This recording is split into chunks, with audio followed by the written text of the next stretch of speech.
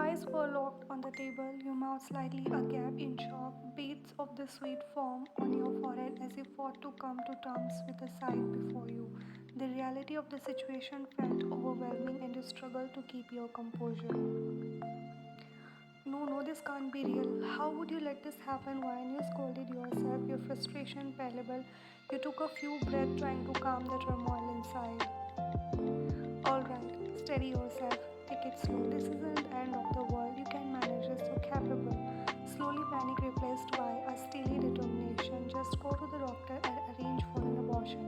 This is insane. I'm not ready for this. With newfound resolve, you grabbed the three positive pregnancy tests and made your way to the trash can. Just like that, you said quietly to yourself as you tossed the test into the bin. I'll take care of this problem soon enough.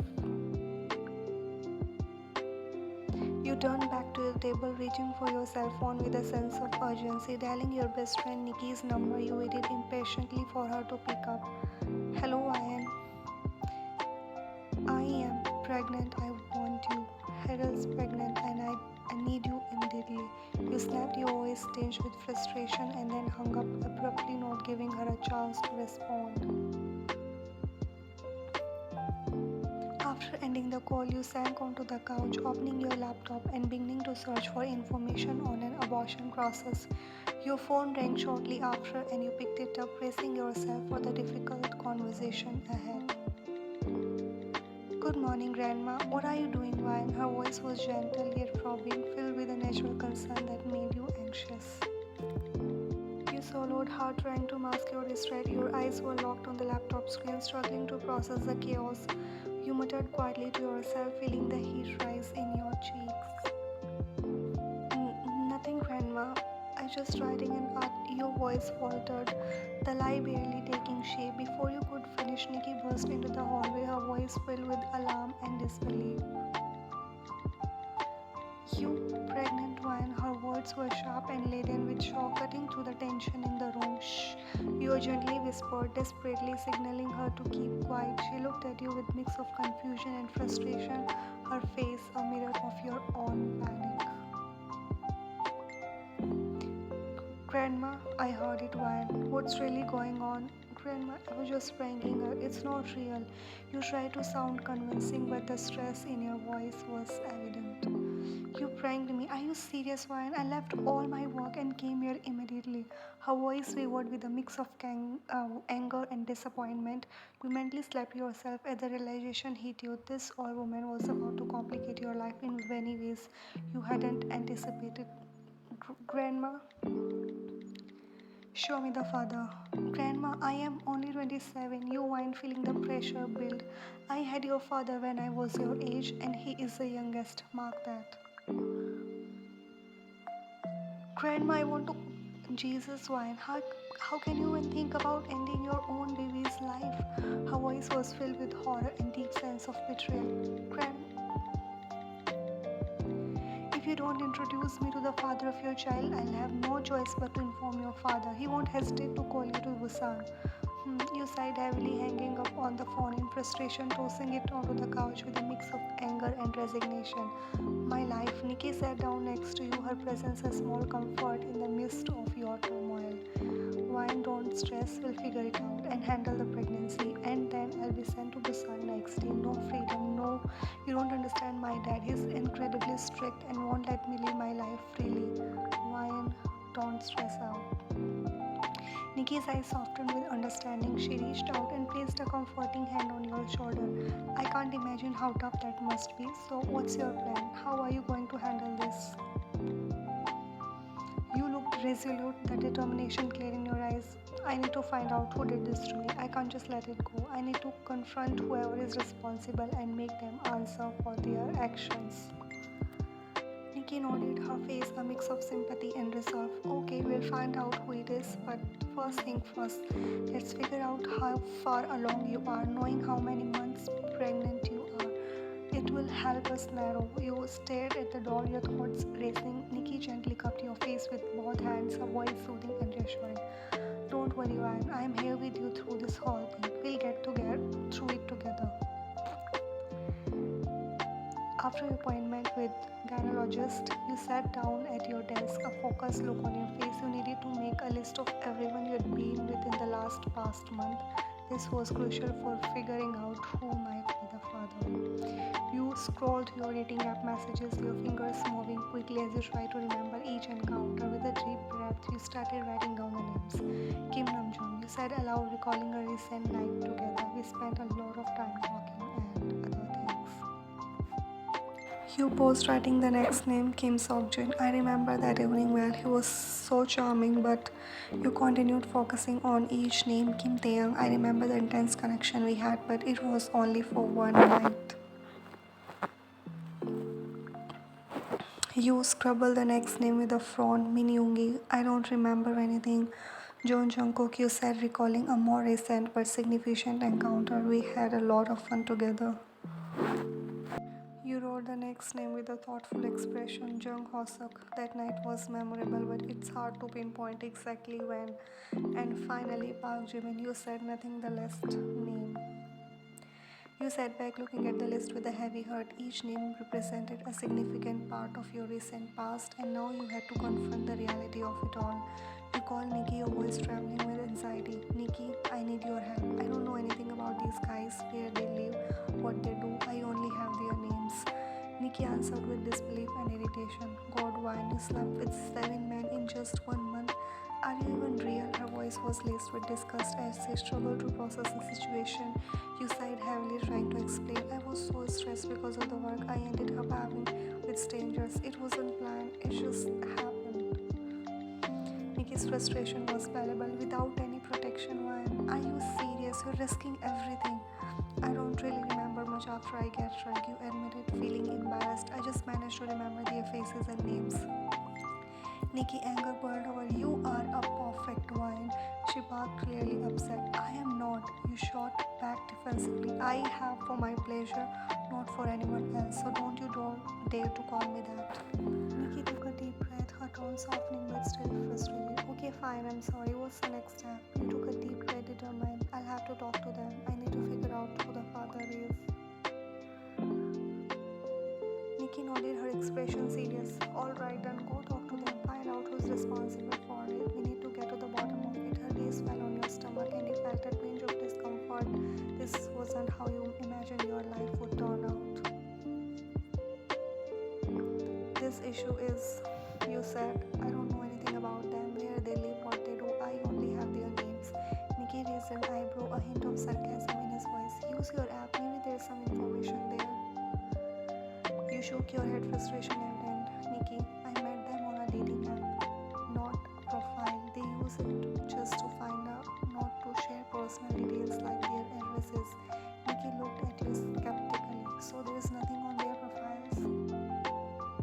Nothing. You confirmed, just their names and their faces. You looked at Nikki with glaring eyes, hoping for their understanding. She cringed but didn't say anything. Why are you looking at me like that? Nikki asked, exasperated. I can't help if you don't give me more information.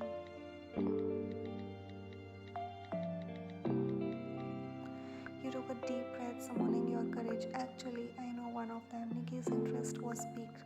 Who? She asked, her tone sharp. You hesitated, closing your eyes for a moment. When you finally spoke, your voice was shaky. Park Jimin. Nikki's face twisted into shock and anger. She narrowed her eyes, pressed her lips together tightly, and began angrily throwing things around.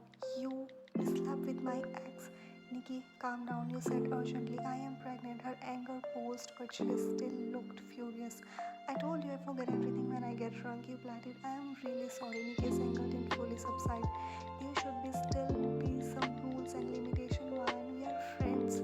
I know, you said, sitting beside her and gently massaging her shoulder. I am really sorry. Please help me find him. Nikki huffed and collapsed on the couch, visibly upset. You stood behind her, continuing to massage her shoulders. And he was your ex, Nikki. You don't have any lingering feelings for him, right? Or do you? Nikki shrugged you off with irritation. Feelings? No way. I hate him. He's an... You sat next to her and started massaging her hands, trying to calm her down. You mentioned he's a police officer. He might be able to help me find the others. Please talk to me, please. Nikki looked on her expression, a mix of reluctance and frustration. Hell no, I don't want to see his face. He's very strict at work and he hates me just as much. He would lock me up in the cell. You continue to plead, placing her hand on your stomach. Please, Nikki, for this. Nikki winced and pulled her hand away. Fine, fine. We can go to his office. He's very strict personality. I know exactly where he's go every night. He's always at the club looking for, well, you know. As night fell, you got ready, donning jeans and a black loose t-shirt with your hair pulled into a symbol, but you weren't going to party or to seek out anyone. You had a mission. Stepping out of your room, you were taken aback by Nikki's appearance. She was dressed to impress, wearing a tight black skirt and a white top. Her chubby figure, especially her thick thighs, made her look both. Nikki noticed his stern expression and smirked. For your information, I'm straight, so don't look at me like that. You blinked in surprise. Nikki, we are going there to party. Nikki tossed her hair back with a confident flick.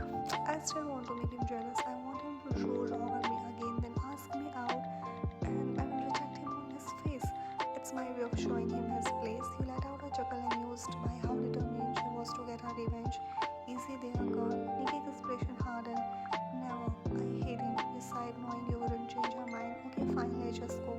You both headed out, the night air cool against your skin as you made your way to the club, each with your own motivations and emotion swirling beneath the surface. As Nikki entered the club, the atmosphere hit you instantly. The throbbing music and the flashing lights made your pulse quicken, and you could already feel. Go and control yourself. You didn't come here, reminded yourself. Nikki, on the other hand, seemed utterly out of the place. Her eyes widened and she shook in the chaotic scene. Oh my god, what is this? Ew, she exclaimed. Her discomfort was palpable. She was a quintessential good girl, no drinking, smoking, and casual, whereas you are the complete opposite. You try to soothe her nerves. Relax, Nikki. We are here for a reason. Let's find him. After securing every corner of the club, you finally spotted Jimin. He was dancing with a girl, her back pressed against his chest. He was kissing her neck and swaying his lips, clearly drunk beyond measure.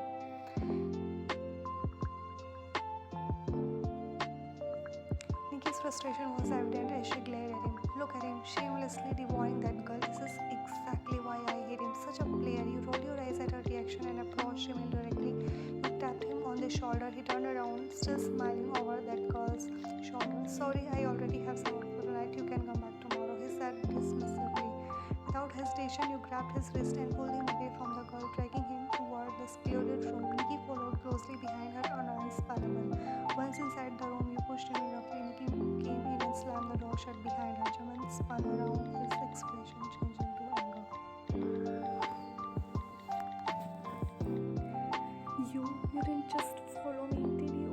Jimin barked at Nikki, completely ignoring your presence. Nikki face hardened. Do you think I would follow you like you? Nikki, her voice trembling with anger, added, don't mess with me, Jimin. I'm not the same innocent Nikki anymore. Jimin scoffed. You were never innocent. You sighed deeply, trying to make control. Nikki, please be quiet. Jimin, can we talk?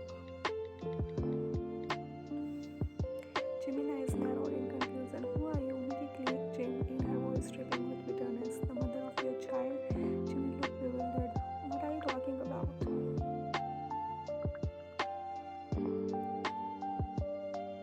You took a deep breath, trying to stay calm. Listen, Jimin, you might have forgotten what we had last month. Jimin shrugged nonchalantly. So? Nikki cut in sharply. So she's pregnant, you jerk. Jimin eyes widened in shock, but before he began to chuckle, seriously, like I might have slept with you, but I can't be a father. Nikki, still seething, taunted him.